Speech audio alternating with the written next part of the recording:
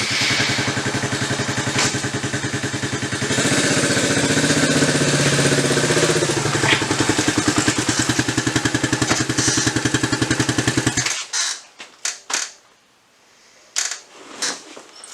talk about gear.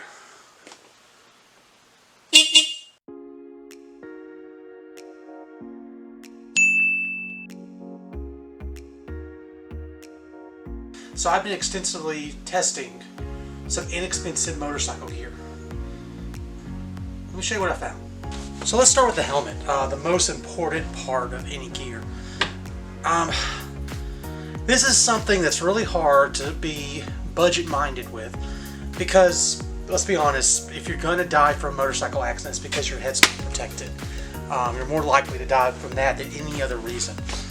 So here's some budget options I found, and one option that I found that's awful. So when you buy a cheaper motorcycle helmet, what you find is something like this. This is a full face helmet, but it's not really a full face helmet. It is a 3/4 helmet that has a face thing on it that I'm literally flexing because it's just plastic.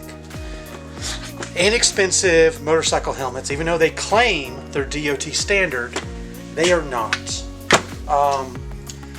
This is nothing more than a go-kart helmet. I would not trust it with my life on a motorcycle.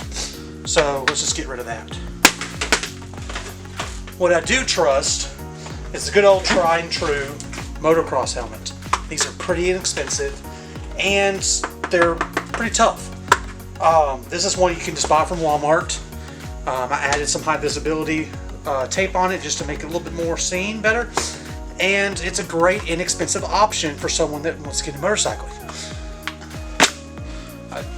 The cheapest I would go for a full face helmet is the Bell helmet. This is actually a really good helmet. It's only right at $100 and it comes in a plethora of colors, so you can get the style that you want but at the same time get decent protection. This has barely any flex. This is a true full face helmet. When it comes to a company like Bell, it's not an off-brand. I trust the fact that it says DOT on the back of it. Now when it comes to a riding jacket, I'm not the kind of person that's okay with just wearing a flannel. That does not protect you. If you want true protection, you need something that's made of at least denier nylon or a leather jacket of some sorts, and especially has padding. This is hard to do in the low price range. What I found is the Moto Boy, which is kind of, if you look at it, it is very much a Klein knockoff. I like it though. It is very breathable. It has padding where you need it, and at the same time, it's pretty well constructed. I haven't had any problems with the material. I've been wearing this daily for over a month commuting to work, and it's a good jacket. I think it's right at $90. Of course, I'm going to show you the actual price like now, but it's not bad at all. And for an inexpensive jacket, I'm pretty impressed. I actually tried one that was just a little bit more, and the nylon felt like I could rip it with my hands. So this is one that I say is definitely one to go with, especially for the money. And it actually has some decent features for what you're getting, including like the zipper on the back to connect it to your pants, nice interior pockets. It has all the padding included, and it is very well, it breathes very well. So even during the summer, I could wear this and not overheat. So, Moto Boy jacket, definitely a great inexpensive jacket. Now when it comes to gloves, I've tried actually a few options. The ones that I like the most are these right here, Sled-Wise. They claim to be genuine leather. They wear really well. Have decent padding, has decent palm padding, so if you do have to hit the pavement, you have some protection. I really like these, and they're not real expensive. I also got to try these out, and I mean, these really are just glorified mountain bike gloves. They do have a nice hard plastic, so when you're sliding, you're not going to mess yourself up. Decent knuckle protection.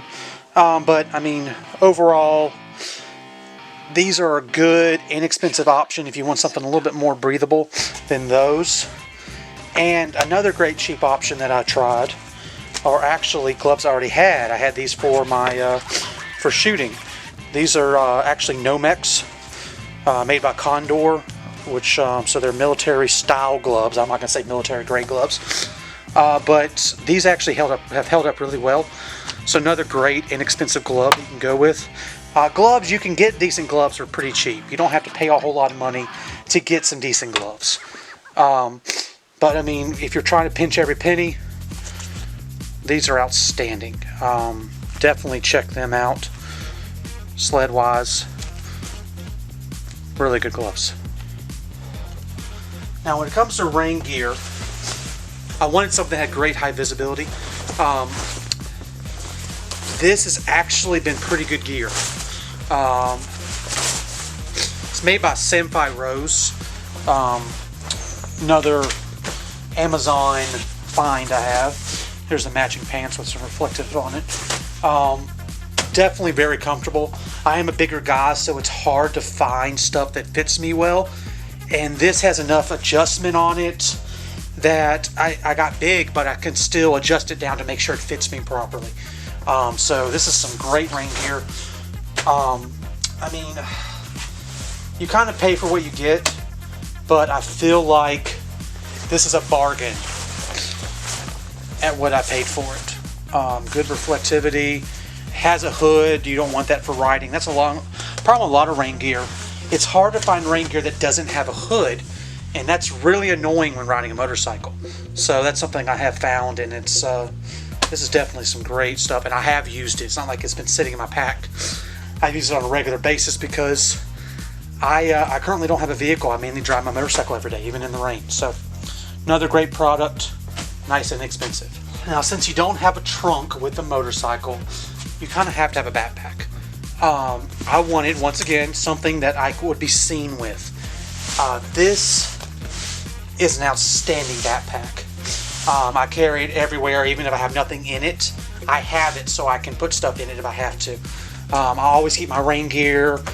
I keep my vehicle registration and my insurance information in here.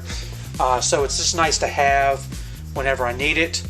And it's a great backpack, especially for the money. I looked at a bunch of packs, and this is the best deal I could find for what I wanted. I wanted something that was big enough, but at the same time, it needed to be tough enough. A lot of them are lightweight nylons, which is great for mountain biking, but I wanted something that I can use on a daily basis and not worry about it tearing up. So I know this is something completely different than normal. This is just the gear that I have found that is great, inexpensive motorcycle gear that, you know, it won't break the bank. When you buy a bike, you're not just buying a bike. You have to buy all the gear to go with it. And that's another $500 to $1,000 in some cases. So, I mean, as always, I'm very budget minded, and I've been trying to find some great values. And I think I have found my system that is inexpensive. And, you know, I believe it's going to hold up, and that's the big thing. If you're going to keep rebuying something over and over because it keeps breaking, it's not a good value, and I think this stuff definitely is. So, thank you for watching. I'll see you next time.